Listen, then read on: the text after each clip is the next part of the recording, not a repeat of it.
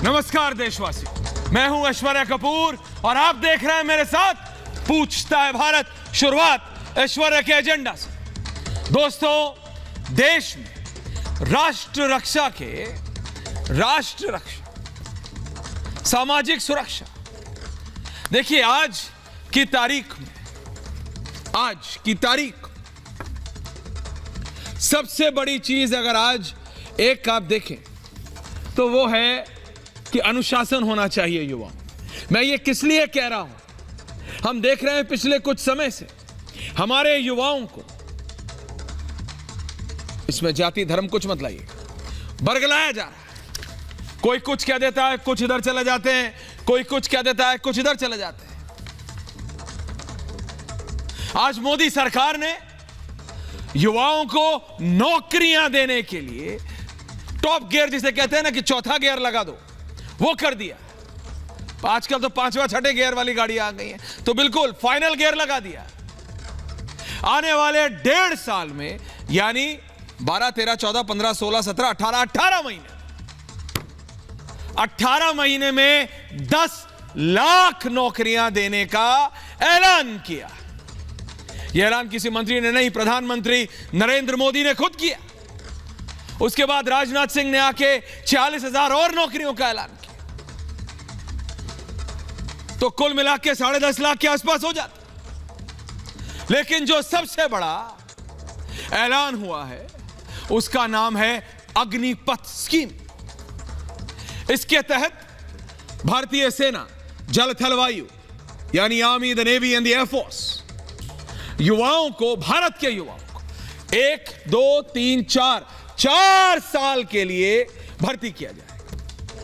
जो मैं बात कर रहा था शुरुआत में अनुशासन की, डिसिप्लिन। आपको पता है भारत में शहरों से तो चलो ये प्रचलन, ये प्रथा थोड़ी कम होती जा रही है। गांव में, छोटे शहरों में आज भी जरा बच्चा हल्का सा शैतान होने लगता ना, हल्का, माँ बाप की नहीं सुनता, घूमने निकल गया, बाजार निकल गया। शहर में तो लोगों को मार्केट बड़ा नॉर्मल लगता है, मॉल वॉल। गांव में बाजार जाना बड़ी चीज है। बाजार घूमने लगा है, फौज में भेज दो उसे, फौज में भर्ती करा दो, क्योंकि सबको पता है कि discipline means the Indian Army, and when I say the Indian Army viewers, it means the Indian armed forces. भारतीय सेना, वायु सेना हो, जल सेना हो या थल सेना। दोस्तों, आज देश को अनुशासन की जरूरत है, ये मुझे आपको बताने की जरूरत नहीं। पिछले कुछ समय से हम देख रहे हैं लगातार हमारे युवाओं को इधर उधर कोई कुछ कह देता है, कोई कुछ कह देता है, कुछ इधर चले जाते हैं। जो हमारे नियम है, हमारी जो कल्चर, जानबूझ के उसका पॉलिटिकल एंगल है, कौन है पीछे, क्या है, वो सब दो चार है, लेकिन अनुशासन के रास्ते पर लाने की बेहद जरूरत है। जैसे मैं कह रहा हूं, क्योंकि अनुशासन के रास्ते पर चलकर ही राष्ट्र को विकास की पटरी पर दौड़ाया जा सकता है, इससे कोई मना नहीं कर सकता। चाहे आज की स्कीम से कुछ हमारे वरिष्ठ अधिकारी हैं सेना के, हमारे जाबाज, जिन्होंने अपनी जिंदगी सेना पर, हमारे देश पर, आप पर और हम पर न्यौछावर कर दी, वो खुश ना हो, हैं ऐसे कुछ लोग, वो भी होंगे। आज डिबेट पे बात करेंगे क्या है, लेकिन मैं ये कह रहा हूं, अब उसकी टेक्निकलिटीज पे, उसके मेरिट डिमेरिट पे देखिए। मैं देखता हूं कि अगर भारत का युवा सेना में जाता है तो उसका दिमाग गाइडेड है।